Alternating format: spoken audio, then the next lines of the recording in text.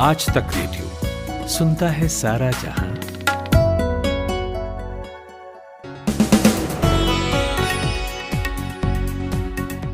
छब्बीस मई है आज। शाम के न्यूज पॉडकास्ट दिन भर में आप सभी का स्वागत। मेरा नाम नितिन ठाकुर है। तो बिना देर किए शुरू करते हैं आज की खबरों का लेखा जोखा। जिन खबरों पर एक्सपर्ट की राय लेंगे वो पहले बताता हूं। हमारे विदेश मंत्री 3 दिनों से अमेरिका में हैं। यूएन जनरल सेक्रेटरी से भी मुलाकात हुई है उनकी। तो जानेंगे कि अब तक इस दौरे का हासिल क्या रहा। एक तूफान ताऊ-ते अभी गया ही था और दूसरा आ गया है, उसका नाम है यास। तो जानेंगे कि कौन कौन से इलाके आज इसकी चपेट में रहे। व्हाट्सएप वर्सेस सरकार के झगड़े की बात खूब चल रही है। अब तो मामला कोर्ट में है, तो कोर्ट में क्या सुनवाई हुई, क्या दलीलें हैं, ये भी समझेंगे। और हाँ, पेट्रोल डीजल की कीमतों की मार से सब घायल थे और अब खाने के तेल ने भी रिकॉर्ड तोड़े हैं। तो वजह समझेंगे, हल भी समझेंगे। लेकिन पहले खुशबू से हेडलाइन सुनते हैं। इंडियन मेडिकल एसोसिएशन की तरफ से आज मांग की गई है कि योग गुरु बाबा रामदेव के खिलाफ देशद्रोह का मामला दर्ज किया जाए। आरोप लगाए गए हैं कि रामदेव की तरफ से कोरोना वैक्सीन को लेकर भ्रामक और गलत बयान दिए गए हैं। मैसेजिंग ऐप व्हाट्सएप केंद्र सरकार के नए आईटी नियमों के खिलाफ आज कोर्ट पहुंची थी। इलेक्ट्रॉनिक्स एंड आईटी मिनिस्ट्री ने भी व्हाट्सएप के आरोपों पर जवाब दिया है। मंत्रालय ने कहा है कि भारत सरकार राइट टू प्राइवेसी का सम्मान करती है। सरकार का इसे नुकसान पहुंचाने का कोई इरादा नहीं है, लेकिन व्हाट्सएप को गंभीर मामलों में मैसेज के ओरिजिन का खुलासा करना जरूरी होगा। दिल्ली के सीएम अरविंद केजरीवाल ने आज प्रेस कॉन्फ्रेंस कर वैक्सीन को लेकर केंद्र सरकार पर निशाना साधा। उन्होंने कहा कि अगर मार्च में ही वैक्सीन लग जाती तो कोरोना की दूसरी लहर नहीं आती।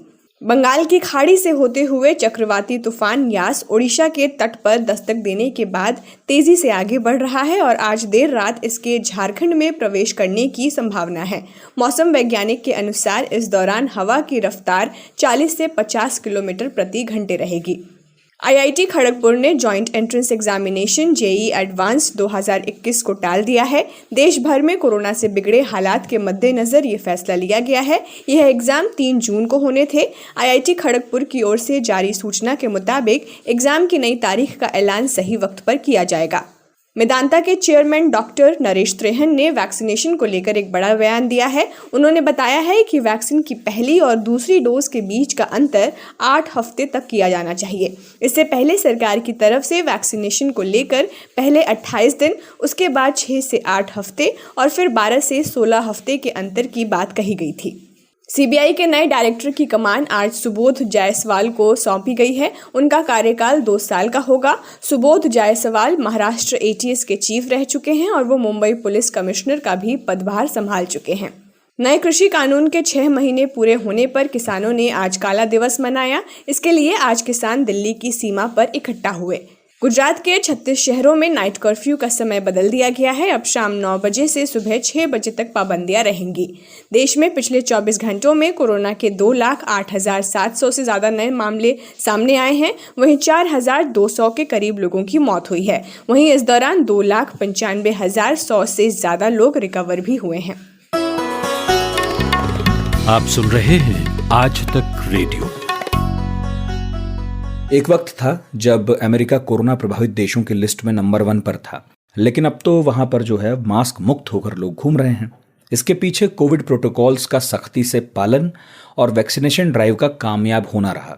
फाइजर और मॉडर्ना की वैक्सीन पूरे मुल्क में तेजी से लगाई गई और अब भारत भी इन वैक्सीन कंपनियों की तरफ हसरत भरी निगाहों से देख रहा है। कहा जा रहा है कि हमारे विदेश मंत्री एस जयशंकर इन वैक्सीन्स को भारत लाने का जुगाड़ करने ही गए हैं। इस दौरान उनकी मुलाकात कल संयुक्त राष्ट्र के महासचिव एंटोनियो गुटेरेस से भी हुई। उनके दौरे में अभी 2 दिन बाकी हैं, 3 दिन पूरे हो चुके हैं। तो हमने बात की इंडिया टुडे टीवी की foreign affairs editor Geeta Mohan से और पूछा कि इस दौरे का अब तक हासिल क्या रहा, वैक्सीन पर भी कुछ हाथ आया क्या। जी, बहुत ही महत्वपूर्ण दौरा है क्योंकि 2 इम्पोर्टेंट जो एस्पेक्ट्स होते हैं फॉरेन पॉलिसी, फॉरेन रिलेशंस के, उन दोनों को जयशंकर जी कवर कर रहे हैं। एक है संयुक्त राष्ट्र में क्या होना चाहिए, भारत का स्टैंड और बाकी देश क्या कर रहे हैं। वो जो पहला पड़ाव था वो खत्म हो चुका है। संयुक्त राष्ट्र के महासचिव से बातचीत हो गई है। पहला जो संयुक्त राष्ट्र में हुआ, वहां पर अगर अगर आप प्रेस नोट देखें और आप देखें जिस तरीके के डिटेल्स आ रहे हैं पूरे मुलाकात को लेकर, उसमें जो मेन थ्रस्ट था वो न केवल वैक्सीन कौन सा देश किसको कितना दे रहा है उस पर है, बल्कि वैक्सीन को बनाने में जो सप्लाई चेन की जरूरत होती है कि कौन से देश से कौन सा मटेरियल कब आएगा, कैसे आएगा, उस पर बातचीत की। और अब जो दूसरा पड़ाव शुरू हुआ है वॉशिंगटन डीसी में, ये आज शाम के एक इवेंट से शुरू होगा जहां पे विदेश मंत्री एक थिंक टैंक में बातचीत करने वाले हैं। उस थिंक टैंक को संबोधित करेंगे हूवर इंस्टीट्यूशन, स्टैनफोर्ड यूनिवर्सिटी के। और उसके बाद कल है ऑफिशियल मीटिंग जो शुरू होने वाला है, जहां पर वो कल सालिवन नेशनल सिक्योरिटी एडवाइजर और कैम्बल से मिलेंगे, और परसों है उनकी बायलैटरल मुलाकात सेक्रेटरी ऑफ स्टेट यानी कि वहां के विदेश मंत्री सेक्रेटरी ब्लिंकन के साथ। वैक्सीन को अगर वैक्सीन की बात करें तो दो चीज है, दो पहलू है बायलैटरली अगर आप देखें अमेरिका और भारत के बीच। एक है कि जो अमेरिकी राष्ट्रपति जो बाइडेन ने वैक्सीन देने की घोषणा की अन्य देशों को, उसमें भारत को कितना मिलने वाला है। तो भारत को कितने वैक्सीन मिलेंगे ये जरूर देखना होगा। दूसरी बात, आधार पूनावाला जैसे जो सीरम इंस्टीट्यूट के हेड है, उन्होंने तक ये कह दिया था कि जो इंग्रेडिएंट्स है उसको भारत तक पहुंचाने की बहुत जरूरत है। और बहुत सारे ऐसे की इंग्रेडिएंट्स हैं जो अमेरिका अभी तक नहीं भेज रहा। उन्होंने प्रॉमिस जरूर किया था, लेकिन अभी तक अगर हम देखें असल में भेजा कुछ भी नहीं है। तो इसीलिए ये दो एस्पेक्ट्स जो है वैक्सीन को लेकर, इस पर जरूर बातचीत होगी। और जो बड़ा पिक्चर है वो वैक्सीन को लेकर यही है कि दो चीजें होती हैं। एक है आप अपने देश में कैसे बना सकते हैं और कौन सी चीजें आप तक पहुंच सकती हैं, मतलब कि जो इंग्रेडिएंट्स है, और दूसरा है कि आपको बने बनाए वैक्सीन कितने प्राप्त होंगे। गीता जी, एक ये बात कही जा रही है कि विदेश मंत्री की इस विजिट को सिर्फ कोविड से जुड़े मसलों तक सीमित करके ना देखा जाए, तो ठीक है, फिर बताइए कि इसके अलावा और क्या एजेंडा है मुलाकातों का। बिल्कुल, ये बात बिल्कुल सही कही कि बस कोविड से सीमित नहीं है ये पूरी जो विजिट है, क्योंकि जो कोविड रिलेटेड बातचीत है वो तो हो ही रही है। जो भारत और अमेरिका के बीच काफी सारे मुद्दे हैं, काफी सारे इश्यूज हैं, उन सारे मुद्दों पर बात होगी, चाहे वो सिक्योरिटी रिलेटेड हो, मैरिटाइम सिक्योरिटी रिलेटेड हो, क्वाड को लेकर हो, या फिर जो भारत और अमेरिका के बीच एक ट्रेड डील होना था। ट्रंप के दौरान ये बातचीत शुरू हुई थी और अब तक खत्म नहीं हुई, उस पर भी बातचीत होने वाली है। कहीं ना कहीं दोनों देश ये भी बात करेंगे कि कैसे जो वैक्सीन के मामले में कैसे ट्रिप्स जो कहते हैं WTO में इंटेलेक्चुअल प्रॉपर्टी राइट्स, जो वैक्सीन और कोविड रिलेटेड मेडिसिन को लेकर है, उसको वेवर मिलना चाहिए, मतलब उससे उसको एग्जेम्पशन मिलना चाहिए। और इंटेलेक्चुअल प्रॉपर्टी राइट्स वैक्सीन बनाने वाले जो तकनीक है उन पर नहीं लागू होना चाहिए। हर एक देश को न केवल वैक्सीन मुहैया कराना चाहिए, लेकिन उसकी जो टेक्नोलॉजी है, उसका जो रिसर्च है, वो भी पहुंचना चाहिए हर देश में, और किसी एक देश को कंट्रोल नहीं करना चाहिए। इसके अलावा जो बायलैटरल अग्रीमेंट की मैं बात कर रही हूँ, उस पर जरूर बातचीत होगी कि बायलैटरल अग्रीमेंट ट्रेड को लेकर कहां तक आगे बढ़ सकता है, और क्या भारत और अमेरिका एक ऐसे प्लेटफॉर्म में आ सकते हैं कि वो दोनों देश मिलकर एक ट्रेड डील साइन कर पाए फ्यूचर में। जो सिक्योरिटी रिलेटेड इश्यूज है उसमें चीन का मुद्दा बहुत बड़ा होगा। अफगानिस्तान से अमेरिका अपने ट्रूप्स निकालने वाला है, तो उसमें भारत का सिक्योरिटी और स्टेक्स बहुत हाई है, उस पर बातचीत होगी।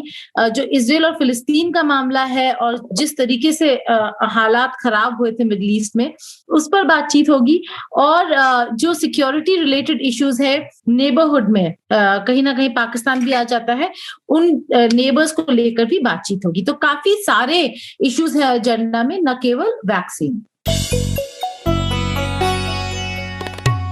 पिछले हफ्ते देश ने ताऊते नाम के तूफान को झेला। खासकर गुजरात, महाराष्ट्र और केरल में काफी नुकसान हुआ, जान का भी, माल का भी।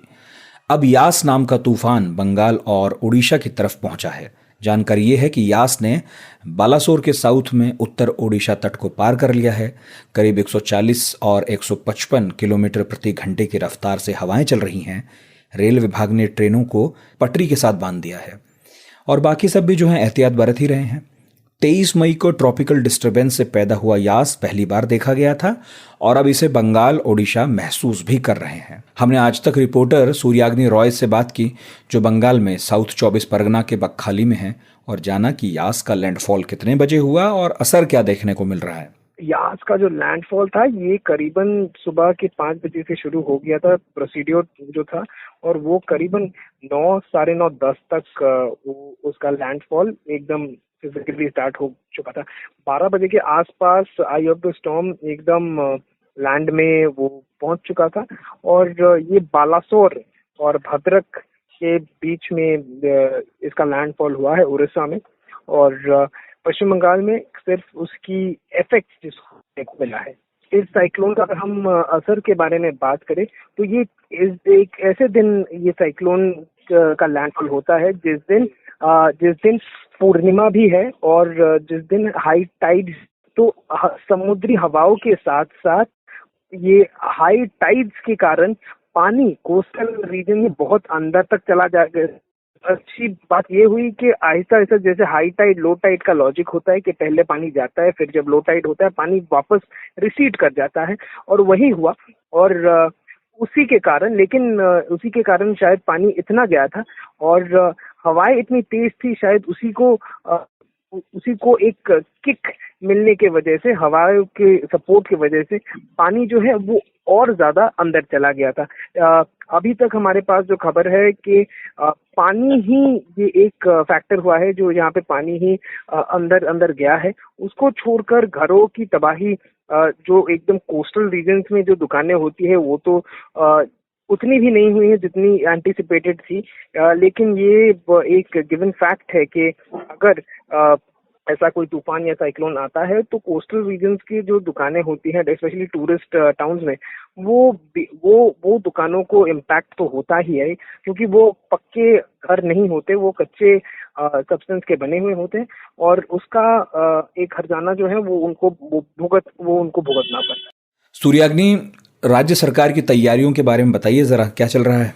देखिए, दोनों राज्य सरकार ही एकदम पहले से क्योंकि बंगाल और उड़ीसा दोनों को ही इतना पहले उन्होंने फेस किया है साइक्लोन्स को लेकर, तो उनको एक आइडिया, एंटिसिपेशन दोनों ही उनके पास था। और शायद, और पश्चिम बंगाल के बारे में अगर हम बात करें तो अम्फान मैं कह सकता हूँ कि 1 साल के भीतर ही ये दूसरा यास जो आया है वो उसका लैंडफॉल हुआ है। तो अम्फान मई महीने के पहले हफ्ते 2020 में आया था, यास इस वक्त आ रहा है। तो ये सब चीजों को देखकर ही और एंटिसिपेशन में दोनों सरकारों ने मैसिव इवैक्यूएशन किए हैं। करीबन 5 लाख से अधिक इवैक्यूएशन उड़ीसा सरकार ने की है, करीबन 8.5 लाख इवैक्यूएशन पश्चिम बंगाल सरकार ने की है। इवैक्यूएशन करने से एटलीस्ट बहुत सारे लोगों की जान नहीं जाती है, वो बच जाते हैं। हाँ, माल का खतरा जो रहता है वो प्रॉब्लम एक सेकेंडरी प्रॉब्लम हो जाता है, लेकिन सरकार के लिए सबसे पहले जो चीज होता है कि इंसान की जान बचाए, और उसमें दोनों ही सरकार, मैं कह सकता हूँ कि बहुत ही वो एकदम सक्सेसफुल हुए हैं। अच्छा, आपकी बात मौसम विभाग से भी हुई होगी, वो क्या कह रहे हैं? आने वाले कितने घंटों में इसका असर कम होगा? देखिए, असर ऑलरेडी अगर आप देखें तो कम होना शुरू कर दिया है उसने। यास अभी सीवियर साइक्लोनिक स्टॉर्म है, आहिस्ते आहिस्ते अगले 2-3 घंटों के अंदर वो एक साइक्लोनिक स्टॉर्म और फिर डिप्रेशन बनके वो खत्म हो जाएगा। कमाते हैं लेकिन बचा नहीं पाते, बचाते हैं तो उससे कमा नहीं पाते। शेयर की चाल, निवेश का हाल, बाजार का तमाशा, इकोनॉमी की भाषा, बॉन्ड, बीमा, सोना, चांदी, सबकी होती है बात बचाते रहो नारे के साथ। हर शनिवार नितिन ठाकुर के साथ कीजिए मुलाकात अपने मनी मैनेजर से। आज से 3 महीने पहले फरवरी में सरकार ने इंफॉर्मेशन टेक्नोलॉजी के कुछ नए नियमों की घोषणा की थी। ये आज से लागू हो रहे हैं। बावजूद इसके सिर्फ कू नाम के सोशल मीडिया प्लेटफॉर्म ने तो इन नियमों पर काम किया, बाकी ने नहीं किया। अब जब आईटी नियमों को मानने की मियाद कल खत्म हो गई तो फेसबुक और गूगल को लगने लगा कि उनके ऊपर गाज गिरेगी। तो कल देर शाम इन दोनों कंपनियों ने कहा कि वो आईटी नियमों के मुताबिक ऑपरेशंस प्रोसेस लागू करने पर काम कर रहे हैं और कुछ जरूरी मुद्दों पर सरकार से भी बात हो रही है। लेकिन व्हाट्सएप, जिसकी मालिक फेसबुक है, वो कोर्ट में खड़ा है। दिल्ली हाई कोर्ट में याचिका डालकर कहा गया है कि नए नियमों के मुताबिक मैसेज के ओरिजिन की जानकारी अपने पास नहीं रखी जा सकती, जैसा कि सरकार चाहती है कि किया जाए, क्योंकि यह संवैधानिक है और इससे लोगों की प्राइवेसी खतरे में आ जाएगी। तो इन नए आईटी रूल्स को लेकर क्या दलीलें हैं व्हाट्सएप की, ये पूछा हमने कोर्ट कवर करने वाली आज तक रेडियो रिपोर्टर नलिनी शर्मा से। देखिए, जो आईटी रूल्स की बात करी जा रही है, इन आईटी रूल्स के खिलाफ दिल्ली हाई कोर्ट में ही नहीं, केरला हाई कोर्ट में भी पिटिशंस काफ़ी टाइम से पेंडिंग है। इस हद तक कि उन पे नोटिस भी जारी कर दिया गया है केंद्र सरकार को उनको रिप्लाई करने के लिए। लेकिन कल रात को व्हाट्सएप ने एक और पिटिशन हाई कोर्ट में फाइल करी है, ये बोलते हुए कि इन आईटी रूल्स का एक पर्टिकुलर रूल है, रूल 4 क्लॉज 2, कि ये रूल अनकॉन्स्टिट्यूशनल है। अब इस रूल के तहत आईटी के जो रूल्स एनफोर्स कर रहे हैं सरकार ने, ये बोलते हैं कि व्हाट्सएप और व्हाट्सएप जैसी कंपनीज को पे एक ऑब्लिगेशन है, एक ड्यूटी है कि कोई भी जो मैसेज उनके प्लेटफॉर्म पे शेयर हो रहा है, उस मैसेज का जो सबसे पहला ओरिजिनेटर है, मतलब वो मैसेज किसने सबसे पहले बनाया था और पब्लिक डोमेन में डाला था, उस ओरिजिनेटर को ट्रैक करा जाए। तो इस रूल को चैलेंज करा है व्हाट्सएप ने, ये बोलते हुए कि ओरिजिनेटर को ट्रैक करने के लिए हमारी जो कंपनी की पॉलिसी है एंड टू एंड एन्क्रिप्शन की, वो हमें तोड़नी पड़ेगी और इसकी वजह से जो लोगों की फंडामेंटल राइट टू प्राइवेसी है वो वायलेट होगी, क्योंकि फिर हमें सारे मैसेजेस का एक्सेस मिल जाएगा और हमारे थ्रू सरकार को भी सारे मैसेजेस का एक्सेस मिल जाएगा।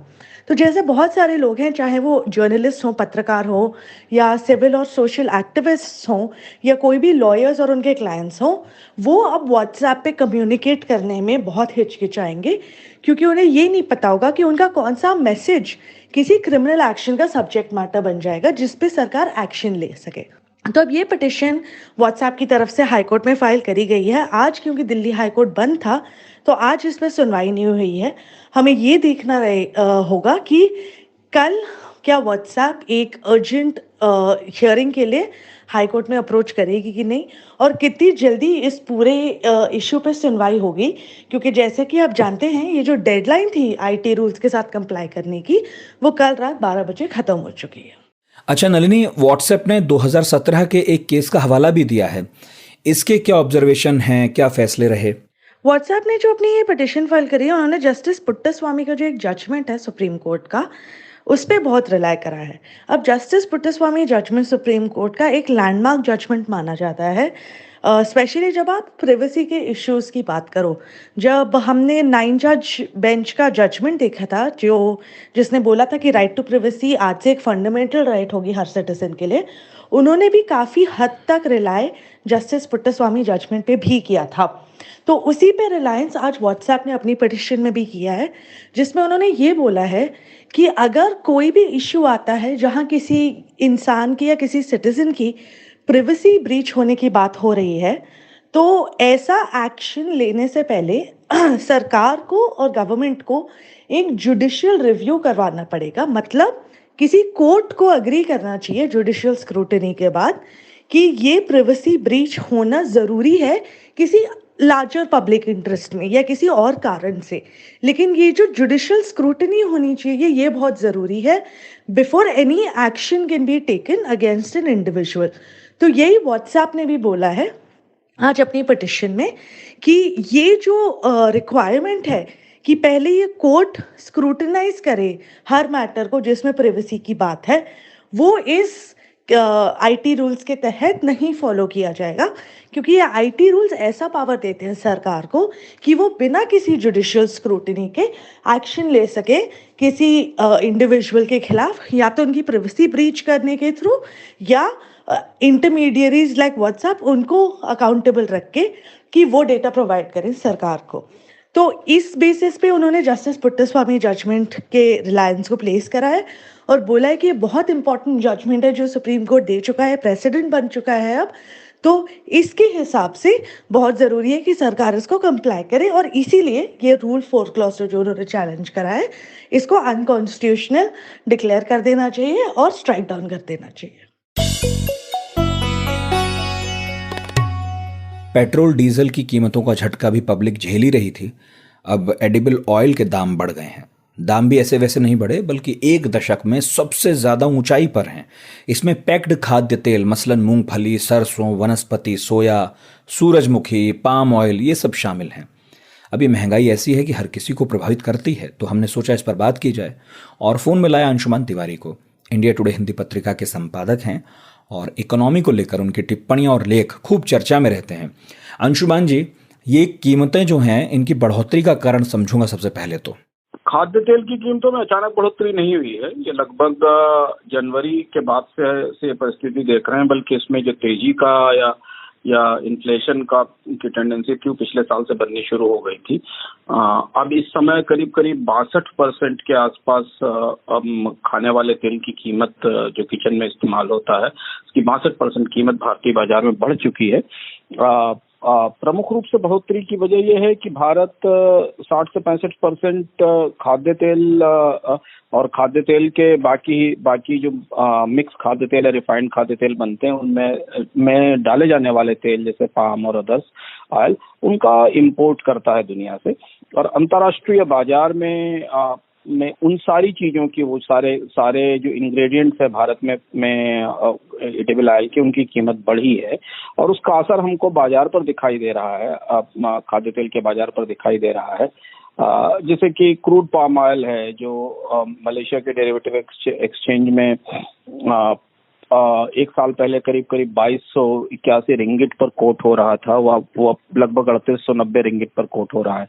सोयाबीन के प्राइसेस भी पूरी दुनिया में बढ़े हैं क्योंकि अंतर्राष्ट्रीय बाजार में मंदी खत्म हो रही है, डिमांड वापस लौट रही है, बाजार खुल रहे हैं वैक्सीन पहुंचने के कारण, तो वहाँ मांग बेहतर हो रही है, जिसके कारण कीमतें बढ़ रही हैं। भारत में समस्या ज्यादा गहरी है।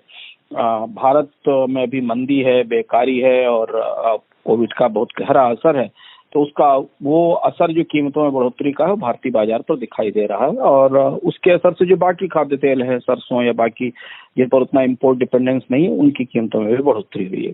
अच्छा, सरकार क्या प्रयास कर रही है अब ये कीमत कंट्रोल करने के लिए? खाने पीने के तेल का मामला है, सरकार के पास अभी कोई विकल्प नहीं दिखता है, लगभग विकल्पहीनता की स्थिति में है सरकार। जो बैठक भी 24 तारीख को बुलाई थी सरकार की तरफ से जिसमें वो सारे इंडस्ट्री के जो स्टेक होल्डर्स थे, ऑयल एक्सट्रैक्टर, इम्पोर्टर्स और ऑयल मिल ग्रोअर इंडस्ट्री के लोग जो थे, वो सारे लोग इसमें शामिल हुए थे, जिसमें उनसे समझने की कोशिश की गई थी। फूड सेक्रेटरी की मीटिंग थी कि आखिर क्या किया जा सके।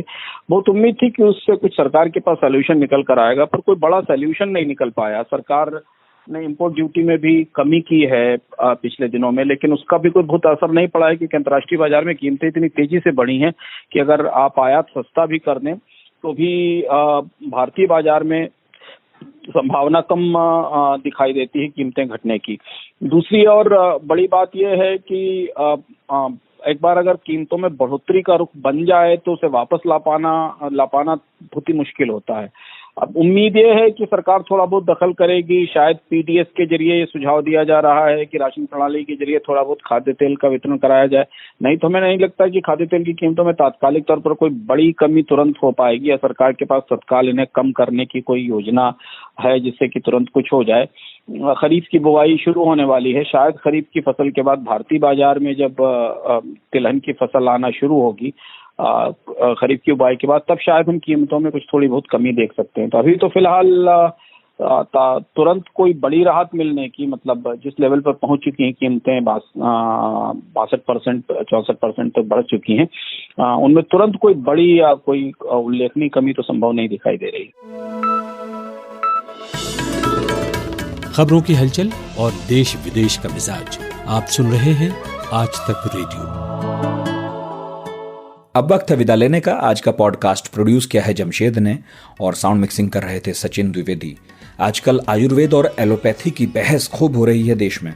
हम भी इसके कई पहलुओं पर बात करने वाले हैं आज रात। आपको कुछ कहना सुनना हो तो आ जाइएगा रात 9 बजे आज तक रेडियो के ट्विटर स्पेसेस पर, जहां हर बुधवार सैकड़ों हजारों लोग जुटते हैं। तो आपका भी इंतजार रहेगा, हम भी रहेंगे। तो कुछ कहना हो तो वहां आकर कहिएगा भी, और तब तक सुनते रहिए आज तक रेडियो।